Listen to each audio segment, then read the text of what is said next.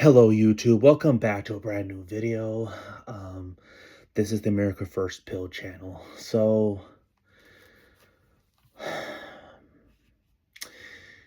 I've talked about this in previous videos, and I don't know if I'm just being redundant or not, but I just feel like I need to speak out loud again and just how much the how toxic the influencer crowd has been, and just how much that you're being gaslighted to hate the other guy, the other person. And I think right now, what you're seeing on X, and I spoke about this with a family member of mine, and how what we're seeing online we already know how the left feel about anyone on the right. They want us all dead. But you have segments on the right that have gone so unhinged, so they say, at least they appear as right-wing, that now they've kind of gone full never Trump mode now, where they always find something to complain about or blame, nothing positive about Trump, right? And some of these influencers going as far as attacking Erica Kirk, deminimizing her character, accusing her of horrific things.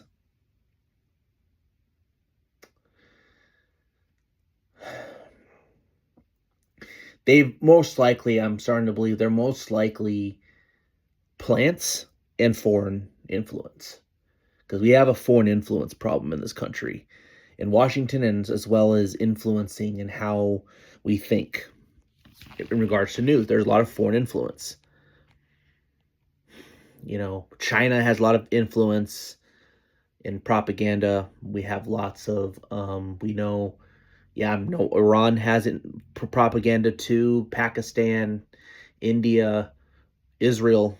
Those are, Russia. Those are probably the bigger ones. And, you have, also England and France. There's a lot of people want a narrative. They want to control the narrative. And what we're seeing right now, nothing's organic, and this is all, like I said in my last video, I kind of mentioned how it's all a grift. A lot of people are grifting. A lot of people are trying to be popular. And some of these people are, there's the YouTubers, which, but the goal right now, we're too busy trying to make this about Coke versus Pepsi. Who do I like? Who is my acolyte of a podcaster?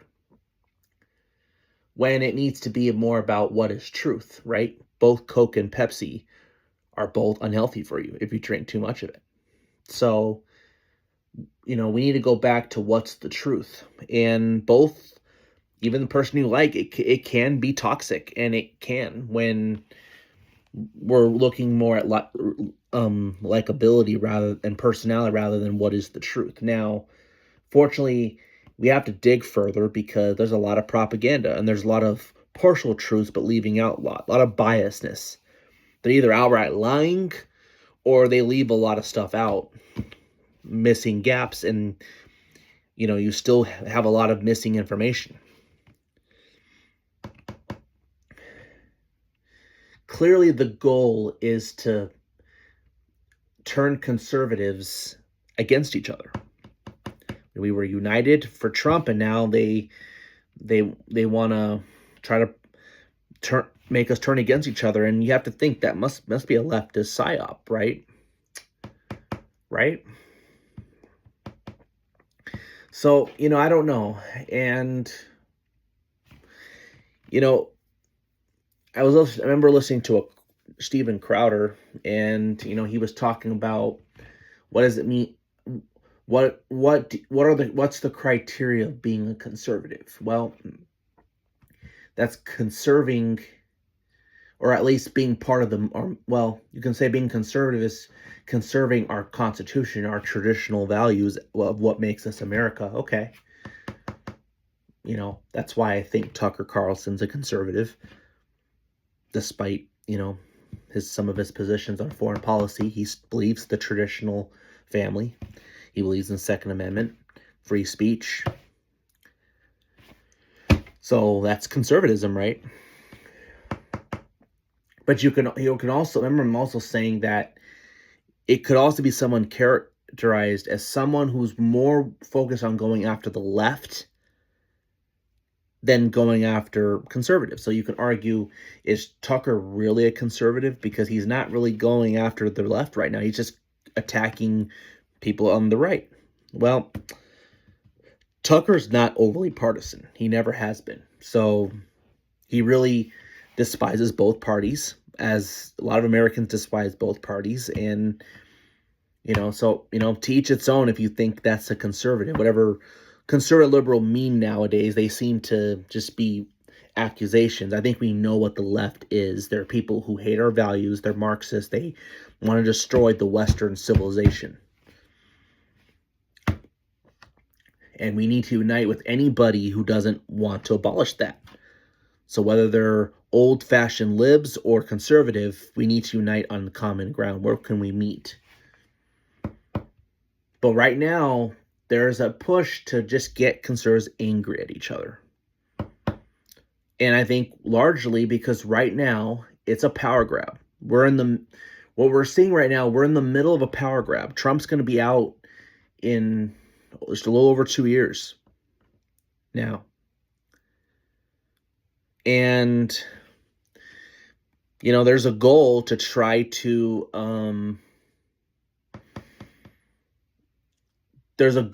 take that power back.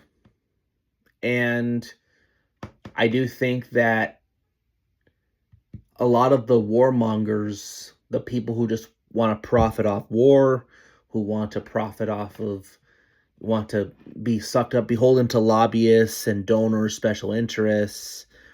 Those are the swamp, and both parties have the swamp. They're a uniparty, and right now the neocons, despite Trump doing this conflict, they hate him, and their goal is to take back power. The Bushes acknowledged that their goal is to try to take over the party again, and their goal is to try to bring it back to the pre-Trump GOP, and that's what really it's about. It's a power grab.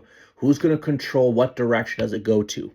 Now, there's a lot of people in MAGA, which I feel like you have a lot of the grassroots, which is kind of a combination between, you could say, Tucker Carlson and Steven Crowder grassroots, which is kind of funny because they don't really agree on some things right now. But that's kind of, where do you want to go? And that's the thing. I'd say Tucker's more of a populist conservative or right. Crowder's more of a Tea Party conservative, and people like Ben Shapiro's more of a neocon establishment. So it's a power grab on who's going to take control. And, I think that's what we're seeing right now. And I think what I'm seeing online is, and I've kind of spit this out last time, that MAGA's becoming a grift because they're only grifting off the brand without actually believing the message. And some of them, just they're paid to just shill for Trump's administration no matter what, which to me, you can't trust that. And you also have the ones that are the anti-Israel right that hate Trump now because he's too pro-Israel, which is kind of silly to me because, I don't like it either necessarily how, I guess, overly pro-Israel he actually is. But we always knew that he was very pro-Israel, so it's not new. Okay? So anyone who pretends they didn't know that is pushing trying to push the GOP more anti-Israel is not being genuine. They're being disingenuous. So that's something that we're seeing. And so it's really a power grab. A thing that I'm also concerned about too is that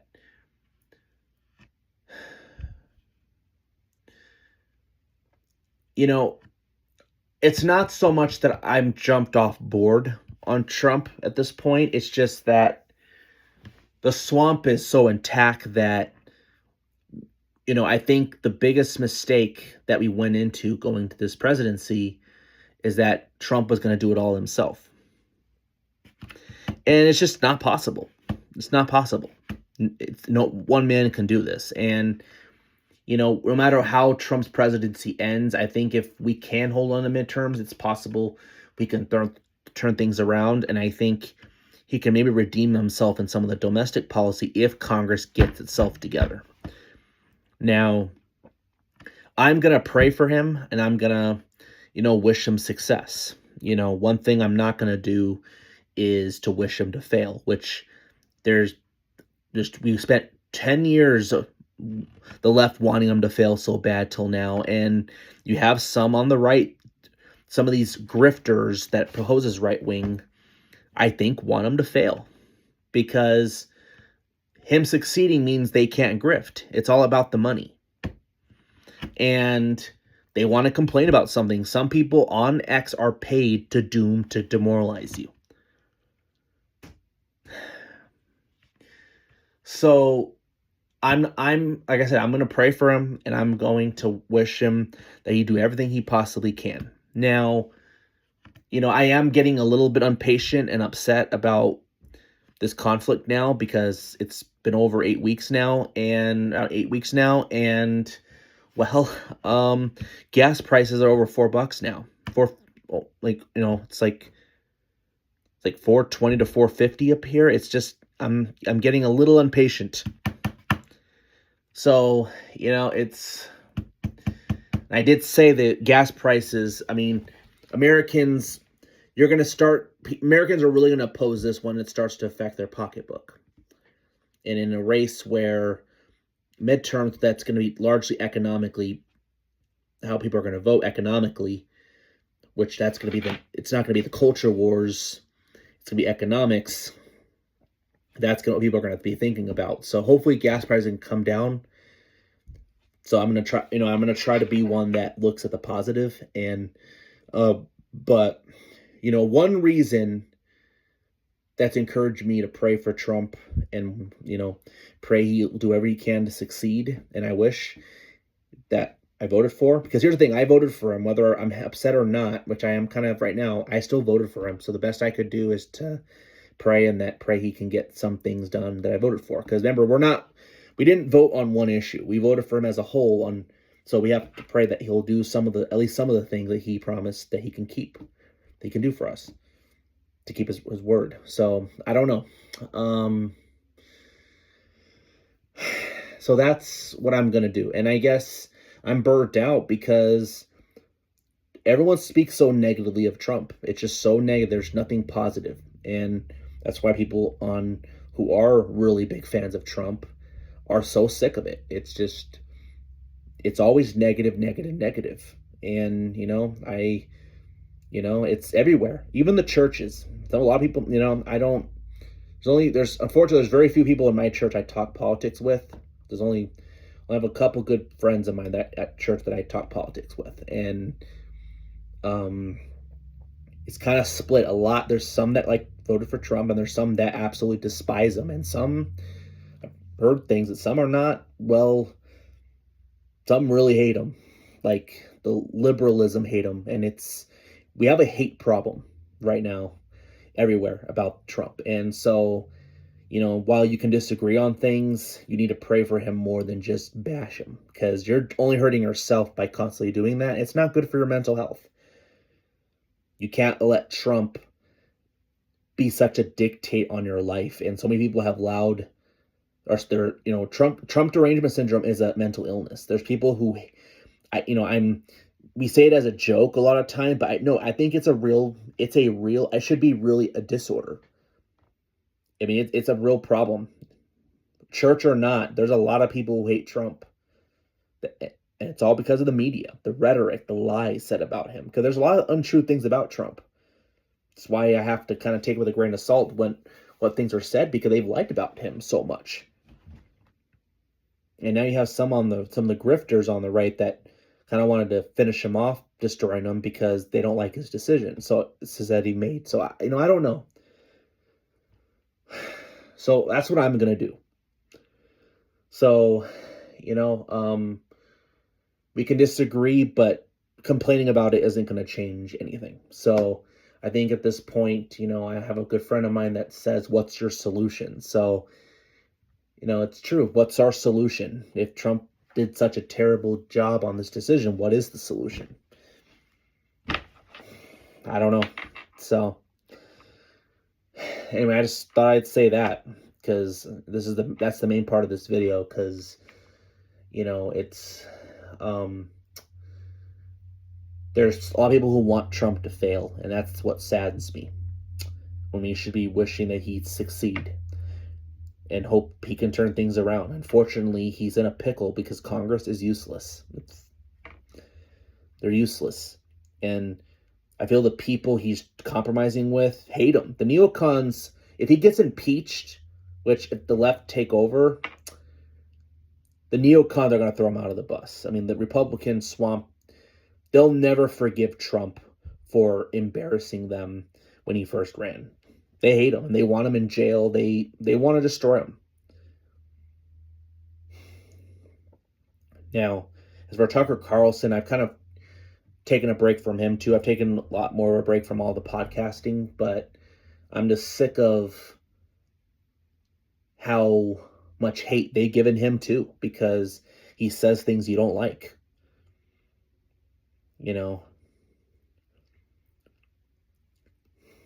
I saw on X today, someone said if Tucker were to die, I wouldn't shed a tear about it. And he's supposed to be a part of the Republican movement because he says things that you don't like him saying. And it's a problem. It's a hate problem. And it's mostly on the left, but you have elements of the right too, especially at least on the online circle, that's really toxic. And people who consume too much online, it impacts them. And people who aren't as online, like the normies, they tend to be older. They're not as online active as younger people. They buy into it. It's a real problem, and it's becoming really toxic. And it's only dividing us as conservatives, and it's dividing the church, and it's dividing us as Americans. Now, we do need to focus on the left, because they are the enemies. They hate us. They're the ones that are really driving this. But, I mean, I think it's ludicrous that pay attention to what they do, not what they say. If they're attacking Tucker more than they're attacking the left, then they're not part of ours either. And it's really just a power grab. They're trying to remove dissident they don't like. And right now, I'm having a hard time telling the difference between the left and the right now. There are differences, yes. I'd say in extreme, the left is way more insane. That's why I kind of forced myself to hold my nose for the GOP, because of the left. But, I feel like I'm voting for a party who hates me as much as the left does. Only they, only the